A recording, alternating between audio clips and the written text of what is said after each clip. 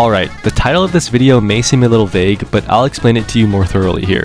I'll be going over Dark Souls 1, Dark Souls 2 Scholar of the First Sin, and finally Dark Souls 3. I'll be including all the DLC while basically determining which game has the best traits and characteristics. I'll give the game who wins at a category a point, and at the end of the video, I'll crown the best Dark Souls game from the trilogy with the game that had the most points. Again, just like with my last opinion-based videos, these are obviously just my personal thoughts, and I know some people disagree with them, which is totally fine by me. I'm just making this video for fun. I know on this channel I tend to meat ride DS3 a lot more than the other games, so also be prepared for some of that. I guess with all the yapping out of the way, let's start this video. Starting off, let's take a look at the locations and atmospheres of the Souls games. Looking at DS1 first, I just gotta say wow, this shit is beautiful, bro. DS1 is so immersive and it feels like I'm actually just some random ass nobody in a fairy tale land. Looking up from Firelink Shrine to literally see a ginormous border from Anor Londo and the Grand Archives is crazy. And still looking down from Firelink Shrine, you can see Blighttown, which is even crazier. The interconnectedness of the original Dark Souls is definitely one of the best aspects about it. From going all the way up to the Grand Archives, from venturing down into Lost Izalith, the scenery carries the entire journey. The amount of time it took to carefully craft this world makes it feel that much more real and immersive. DS1 has an extremely dark and depressing world, but the NPCs it introduces and some of the small details in the environment gives the player a tiny sense of hope that majorly enhances the atmosphere for me. Exploring the Undead Burg with the leaking sunset in the background puts me in a goddamn trance whenever I play DS1. It's genuinely one of the best parts about playing it. So many iconic locations were created in Dark Souls 1, like the Crystal Caves, the Catacombs, the Kiln of the First Flame, and how can I not mention Anor Londo? Just look at this damn cutscene. If that's not the most majestical thing you've ever seen, please click off this video because you are dead inside. Every location in this game, yes, even Blighttown, is so magical and just nails that dark fantasy vibe.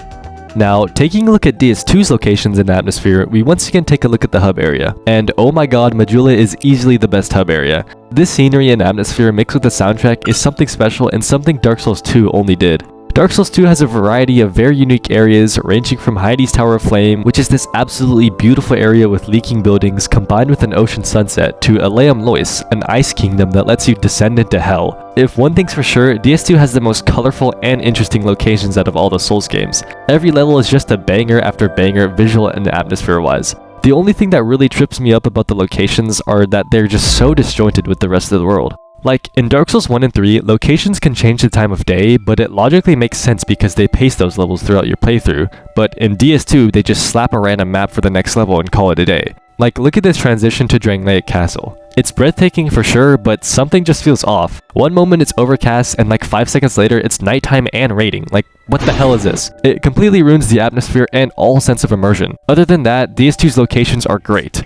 Finally, taking a look at DS3, you might be kind of disappointed with my thoughts. While I do absolutely love DS3, I honestly think it has the most boring areas and atmosphere. Yes, I know the main trope of DS3 is that the world of Dark Souls is coming to a depressing and ash-filled end, but that still doesn't make trekking through a mush of grey, brown, and purple smog any less abysmal. Seriously, there are like 3 poison swamps in DS3 and one of them is an entire ass level. Like, are you serious? The high wall of Lothric feels generic and less interesting compared to any other castle level in DS1 and DS2. We have Anor Londo in DS3, but it's just so boring and depressing compared to DS1. And again, I know that's the vibe DS3 is going for and it follows with the lore, but still, that doesn't make it any more fun to look or play in. The only notable actually amazing DS3 locations I can think of is Lothric Castle, Irithyll, Ring City, the Painted World, and like Arched Dragon Peak. The atmosphere of DS3 is definitely one of the weaker points of the game in my opinion.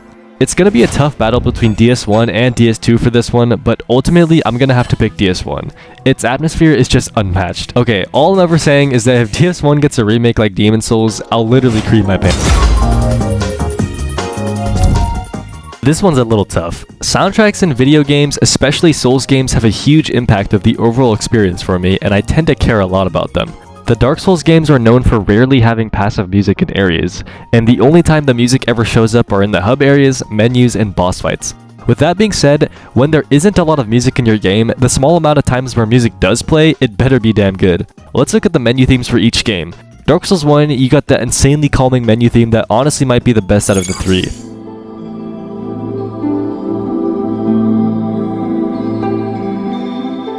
Once again, it makes me feel something I just can't explain, dude. I don't know how. Then you got DS2 over there with that mysterious ass piano song that's pretty underrated.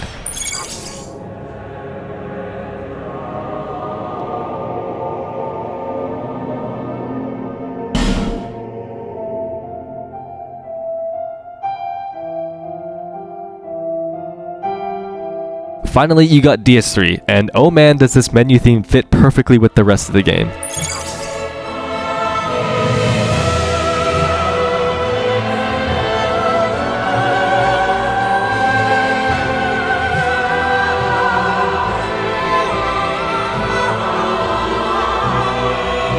It's grandiose and bombastic. All of these menu themes fit perfectly with their respective games. Don't even get me started on the boss themes though, holy shit we got some bangers. Ornstein and Smo's theme, Sif's theme, and Gwyn's theme, these are legit some of the best soundtracks in the Souls series. Dark Souls 2 you got Sir Alon, Aldia, and the Ivory King, all banger soundtracks.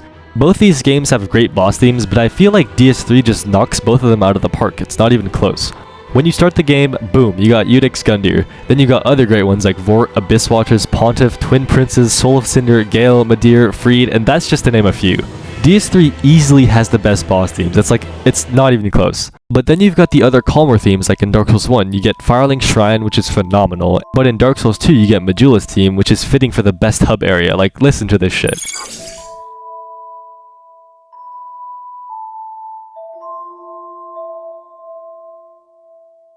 All three games from the trilogy have masterful soundtracks, but I'll have to give Dark Souls 3 the point here. DS3 has everything. It's got great somber soundtracks, great hype soundtracks, and sets the perfect mood for the game. Alright, time for a big one. I'll just get straight to the point. Now, DS1 is kinda known for its slow and methodical combat, which is totally fine by me, and I even enjoy the slower combat more at certain times. But the main thing that turns me off about DS1's combat is just the overall jankiness. Like, I love how every time I want to hit an enemy in a corridor, my dumbass character just bounces his weapon off the wall. I love how when I want to dodge an attack, I can only roll 4 directions and I get roll caught every single time. I love how the medium roll is literal dog shit in this game. I love how awesome some of the boss runbacks are in this game. I swear, if this game had omnidirectional rolling, it would be 10 times better. Okay, it might be starting to seem like I absolutely hate this game's gameplay, but in reality, I think it's great. DS1 rewards you with its methodical combat and punishes you for playing like it's a Devil May Cry game. If you actually take your time to learn it, it feels great. Most of the time. This game's combat basically defined the Souls genre, other than Demon Souls, and it was honestly pretty solid for the time. Moving on to DS2's combat, FromSoft at least tried to improve on their previous game. I mean, hey, they improved the rolling a little bit. You can now roll in 8 directions instead of 4 while locked on, and you can now attack in different angles when locked on, instead of only being able to attack in front of you in DS1. It definitely feels more natural to move around, but it doesn't quite feel as polished as the more recent games. I think that might be due to the fact that your character can again only move in 8 directions, and the overall game seems to be slower than DS1.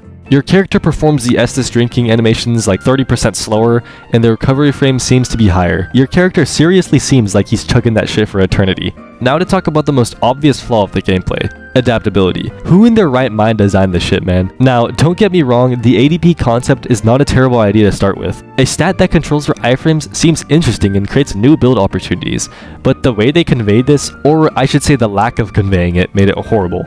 The game doesn't even fucking tell you what ADP does, it just says increases agility. Like, that's such a vague description of what ADP does. No stats, no indication, you kinda just have to guess what it does over time. Oh, and does your starting character have a horrendous ADP stat that causes you to only have like 8 iframes? Well, the game doesn't give a fuck. Good luck trying to dodge a simple slash attack without getting clipped. All jokes aside, if you just level ADP to a decent amount, you'll be okay for the rest of the game. DS2's combat certainly isn't bad, but it's a different style from DS1 that can throw you off. Now for DS3's gameplay. Man, just by looking at this, you already know it's good. I mean, it makes sense since DS3 is the most recent Souls game. FromSoft has learned from all their mistakes and mishaps from the first 2 games and finally made a fully polished combat system. It's got the perfect amount of speed and weight to the attacks, and all of the animations flow perfectly together. Rolling feels so natural and so smooth, but the game still manages to be one of the hardest. Every time you die in this game, it feels like it was 100% your fault, never the game's faulty mechanics. I mean, do I even need to say anything more? Omnidirectional rolling and movement, perfect rolling balance, and great looking animations. I just have to give this category to DS3, it's not even a competition. Man, I love meat riding this game. Okay, this category is sort of similar to the gameplay, but I wanted to put it in its own separate category because of some certain things. Looking at Dark Souls 1's mechanics, we start out with the humanity and hollowing mechanic. FromSoft started pretty simple with this, as while you are hollow, you can't get invaded, you can't kindle bonfires, and you don't get an increase to item drop percents. Honestly, DS1's mechanics were pretty bare bones when comparing it to the rest of the series. You've got a stamina bar, a health bar, and to win you just smack the enemies until they die or until you run out of spells. I guess the only semi-advanced mechanic I can think of while playing DS1 was that broken-ass poise system. Calculating how many hits you can tank while chugging as much Estus as you can get pretty advanced. On the other hand, DS2's mechanics were actually pretty goated. Boom, right off the bat you got power stancing. If you've got 2 weapons of the same class, and you also have 150% of the strength requirements for it, you can dual wield them. You get an entirely new moveset with every 20 of the melee weapon classes in the game, which is absolutely insane. This means you can dual wield shit like the double chicken wing setup that leads to the stupidest builds. But that's only one of the cool mechanics that DS2 introduced to the trilogy. You've also got the torch mechanics where the game incentivizes you to actually explore the levels instead of just running past everything like a dumbass.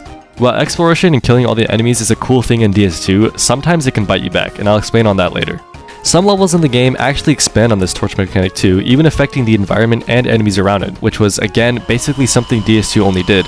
You've also got the invisible Shadow Dude puzzles, the Pharos Lockstones, the new illusory walls, the bonfire aesthetics, and the newly improved New Game Plus that actually attempts to add new shit instead of just being a copy and paste playthrough. DS2 also introduces life gems, which I think should be in every Souls game from now on. It allows for a more aggressive playstyle to healing instead of using the slow Estus heal. DS2's got a ton of great mechanics, but there are some slightly terrible ones as well. Remember in DS1 where if you wanted to run back to a boss but you didn't want to kill his entire goon squad before him, you could just use the fog wall iframes? What's that? You wanted to do that in DS2? Hell no, you gotta kill every enemy because your character starts like jerking off instead of walking through the damn thing. There are some others like extremely slow stamina recovery and the hollowing mechanic, but I feel like the good mechanics outweigh the annoying mechanics here. Now about DS3's mechanics. Just like in DS2, DS3 adds a brand new gameplay mechanic, and instead of power stancing, which they sadly removed, they added weapon arts. Every single weapon in the game has its respective weapon art, and they usually perform a special attack, a special stance, or a straight up buff to your character or weapon. And sometimes the really cool weapons have both. The game also reintroduces the FP system, which was coined in Demon Souls, and these weapon arts use the FP. Now, most weapon arts add anime-looking skills like Unsheath, the square-off stance, the war cries, and special boss attacks, but of course you have some more laid-back weapon arts like the quick step, which is just... yeah, a quick step. But they added so much in terms of combat and playstyle opportunities in the game. I remember playing Dark Souls 3 for the first time, and since DS1 was my first Souls game, leaping into DS3 was unreal. Everything just flows so perfectly in this game, as I've said many times before. Anyways, remember how I said DS3 removed power stancing? Well, I kinda lied, because in replacement of power stancing, DS3 added unique weapons that when you two-hand them, you get a unique dual-wield moveset. It's obviously not as memorable as power stancing, but these weapons are still pretty interesting. With the hollowing system gone in DS3, the main character mechanic becomes the Ember. When you pop an Ember, you gain 30% of your max HP, you can invade and summon players, it restores all your health along with the 30% boost, and it gives you this cool Ember texture to your character. I know Embers are pretty simple in this game, but I still enjoy them. DS3 also added improvements to the gem upgrading system, which was pretty nice, but I guess that's all for DS3. I don't think this one is even a question. DS2 wins all the way. Heck, I mean some of DS2's mechanics slid into Elden Ring as well, just showing how unique and impactful DS2 was. DS2 gets its first point on the board here.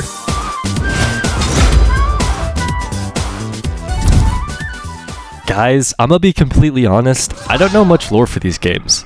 I mean, I remember when I first started playing them, I watched some lore videos, especially for Dark Souls 1 and 3, but I think I've forgotten some facts. And I can confidently say that I've never even watched a single lore video for Dark Souls 2. The only thing I know is that Aldia is a well-written character. I guess it really isn't fair to give any game a point for this category. If I had to give a point though, it'd probably go to Dark Souls 1's lore because it started the entire thing. Sorry, I guess.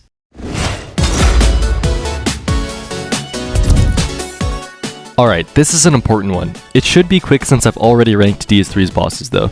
To be truly honest, DS1's bosses were not one of the strong points of the game. Sure, pretty much most of the boss designs were insanely cool in that game, but that doesn't entirely prove that a boss is good. Look at Nito, he's an amalgamation of skeletons and he's literally the Lord of Death. But surprise surprise, the gameplay is complete dog shit. You run around this tiny arena with all of Nito's goons chasing you while he also hits you with these cross-map phantom sword hits. And don't even get me started on the Bed of Chaos. Who the fuck made this? Like, it's genuinely so bad it might be a contender for the worst boss in video game history. Anyways, DS1 has got some objectively great bosses as well. ONS, Gwyn, Gargoyles, Artorias, Manus, and Calamite. All banger bosses, but I feel like the main reason why DS1's boss gameplay is lacking is, again, because of its janky combat system. Still love DS1 though. DS2 has like what, 41 bosses including the DLC? Talk about quantity over quality. The main thing about the bosses in DS2 is that I think it just makes the whole term boss underwhelming. Since there are just heaps of mediocre pushover bosses in this game, The developers wasted their time trying to create actually good ones. Even if there is an amazing boss in DS2 like the Burnt Ivory King, take any good DS3 boss and it'll just take a giant shit on it. Again, great boss and all, but I just don't feel as much excitement. Maybe that's just the Elden Ring / Dark Souls 3 effect hidden in me, so I might be completely wrong here. Anyways, DS2 still has some objectively good bosses like Sir Alon, Sin, Fume Knight, Night Lurker, and Velstadt. I guess in a pile of shit bosses, you do eventually find a couple of diamonds in the rough. Let's talk about the bad bosses though. Ancient Dragon, Covetous Demon, Prowling Magus, Spellfree Gargoyles, like what are these absolute terrible bosses that DS2 vomits out, god damn. I guess in conclusion, DS2 has some highs and lows when it comes to bosses. Do I even need to explain this one for DS3? Best bosses in the trilogy and can regularly compete with other games like Sekiro, Bloodborne, and Elden Ring. I'm just gonna speedrun these bosses cause like they're just way too many bangers. Eudex Gundyr, Vor, Abyss Watchers, Dancer, Pontiff, Yorm, Twin Princes, these guys are so good. Soul of Cinder, Freed, Demon Prince, Midir, Gale, like holy shit, these are just peak FromSoft bosses. Please watch my DS3 boss ranking if you haven't already. But of course, you got some shitters like Offline Half-Light and the old Demon King, but the others are just the best of the best. I mean, do I need to tell you guys anything for the game that takes this category? There. No, not that one. Dude, what are you doing? Not that one either. Yes, that one. No, what do you do?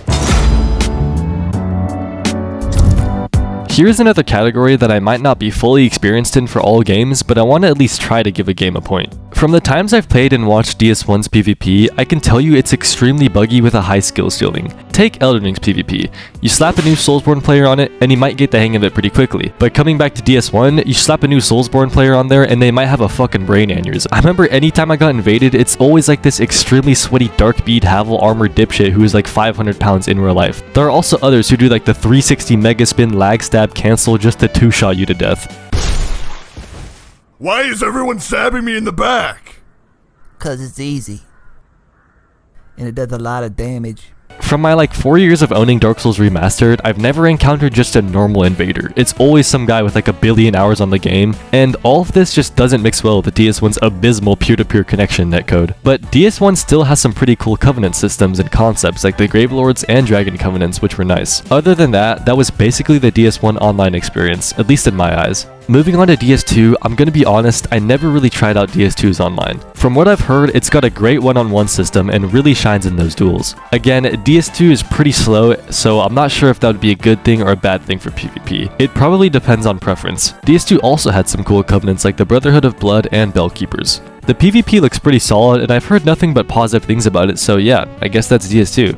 Again, I'm gonna be honest, DS3's PvP is the one I've played the most and the one I have most experience in. And I just gotta say, it is damn fun. Okay, it's not perfect though, it's kinda got some similar flaws to DS1, like the insane amount of sweaty 500-pound Havel Pontiff Knight curved sword loadouts with the Lothric Knight banner on the left hand, quick step running attack poking you, like holy shit, DS3 genuinely birthed some of the most disgusting, musty, moldy no-lifes that only get enjoyment out of pissing other people off. Like my god, this game gets unnecessarily sweaty and toxic sometimes. But when it's just the chill invasion session or someone fairly normal invades you, it's a perfect experience. When I invaded, I ran a pretty moderate build with honest weapons like the Claymore, and I had so much fun just invading at mid-levels in Irothil. And whenever I play solo or co-op with friends in DS3 and get invaded, it's pretty fun to challenge the invaders. DS3's polished combat system works really well with the PvP here, and DS3 introduced stuff like true combos, weapon art combos, and a bunch of interesting tech. I also love the fight clubs that this game created, especially in that one arena after Pontiff. I have so many fond memories of hosting and participating in casual, friendly tournaments here.